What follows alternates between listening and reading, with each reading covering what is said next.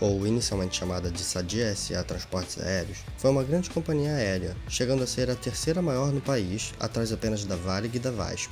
A Transbrasil foi uma das companhias aéreas mais influentes do Brasil, adquirindo mais de 100 aeronaves ao longo de sua vida, com voos nacionais e internacionais, transportando aproximadamente 500.000 de passageiros em seus 46 anos de existência. Mas como ela, uma das maiores empresas do ramo no país, deixou de existir de maneira tão rápida com a chegada do século XXI? Para sabermos o seu fim, vamos primeiro dar uma olhada em suas raízes e conhecer melhor o começo de que foi uma grande empresa.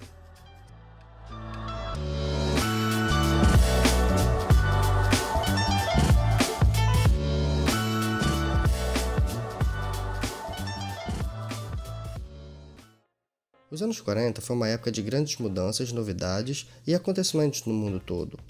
Nesta época, um empresário e futuramente político brasileiro com o nome de Atílio Francisco Xavier Fontana viu a região de Concórdia, estado de Santa Catarina, crescer e se tornar um grande centro produtor. É nesse cenário que Atílio vê uma oportunidade de negócio e compra um frigorífico, um moinho e cria então a S.A. Indústrias Comércio Concórdia, mas logo depois muda para Sadia, S.A. de Sociedade Anônima e Dia das últimas letras da cidade de Concórdia.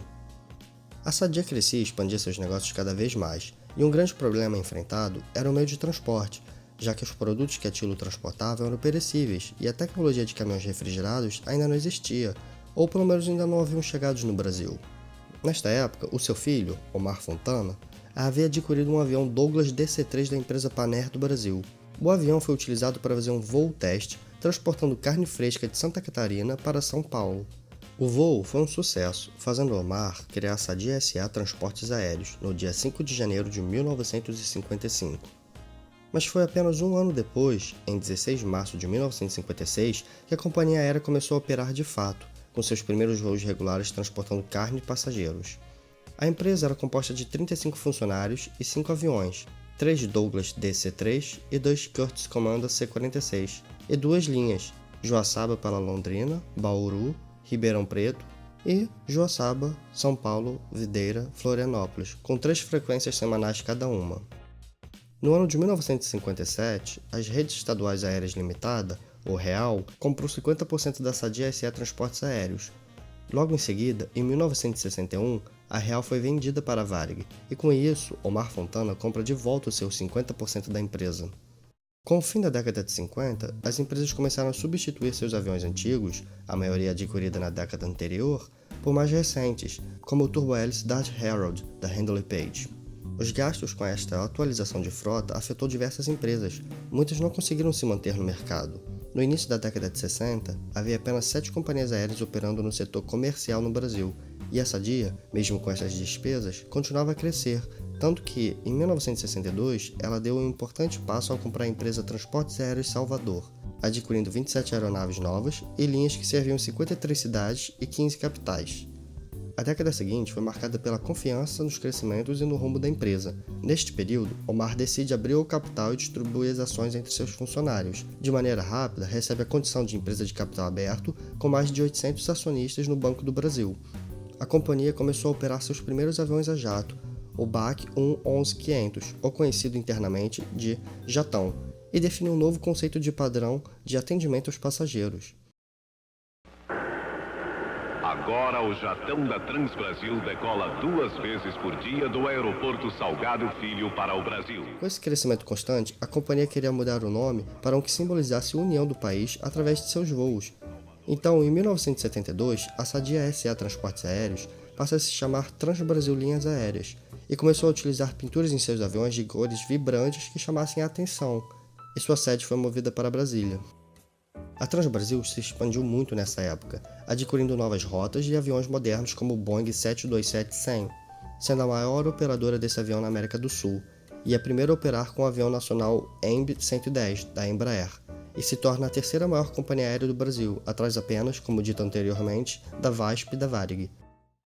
Só 4 pessoas sobreviveram ao desastre com um Boeing da Transbrasil ontem à noite em Florianópolis, Santa Catarina. No dia 12 de abril de 1980, a empresa sofre um grande acidente envolvendo seu Boeing 727, quando este bateu com um morro na aproximação do pouso de Florianópolis, matando 54 pessoas. Foi uma tragédia horrível, matando diversas pessoas, mas a década de 80 estava começando e a Transbrasil parecia estar confiante em estar crescendo. Chegou o avião que veio do século XXI. Cabine totalmente computadorizada. Conforto, espaço. Um novo prazer de voar.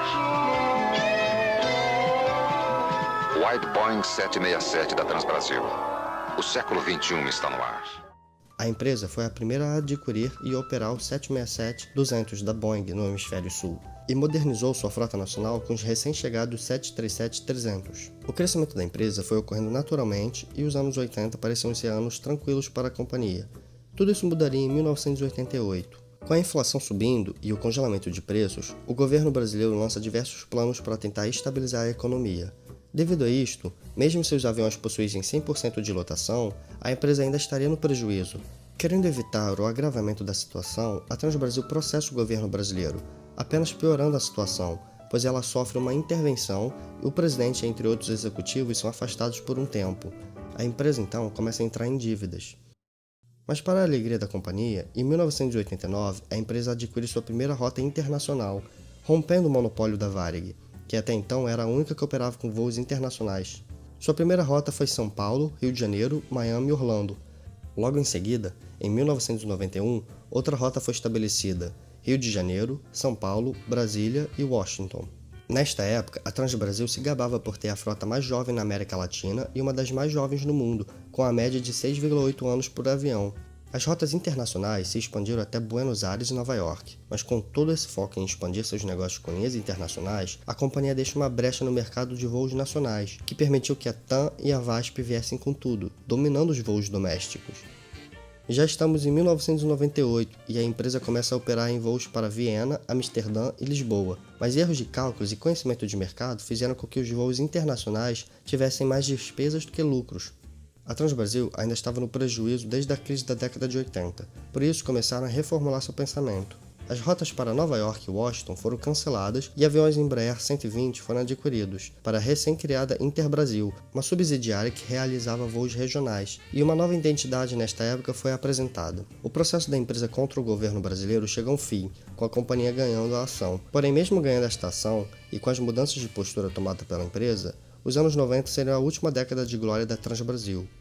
Em 1998, Omar começa a se afastar da empresa para cuidar de sua saúde. Com seu presidente afastado, as oscilações do dólar e a alta do petróleo, a Transbrasil não consegue se manter com as suas dívidas e o desespero começa a surgir. Com o novo milênio, a Transbrasil se vê forçada a vender todos seus destinos internacionais, com exceção de Buenos Aires. Sua frota foi reduzida para apenas 6 Boeing 767-300, 3 Boeing 767-200 e um Boeing 767-300, mas logo depois os Boeing 767 foram desativados, restando apenas os 737. No dia 8 de dezembro de 2000, Omar Fontana falece, um golpe devastador para a empresa. Outras pequenas companhias aéreas com voo charters e a Gol entram no mercado, que apenas aumenta as dificuldades. Um ano após a morte de seu criador, e endividada, sem condições de continuar operando, a Transbrasil deixa de operar em 2001 e vai à falência.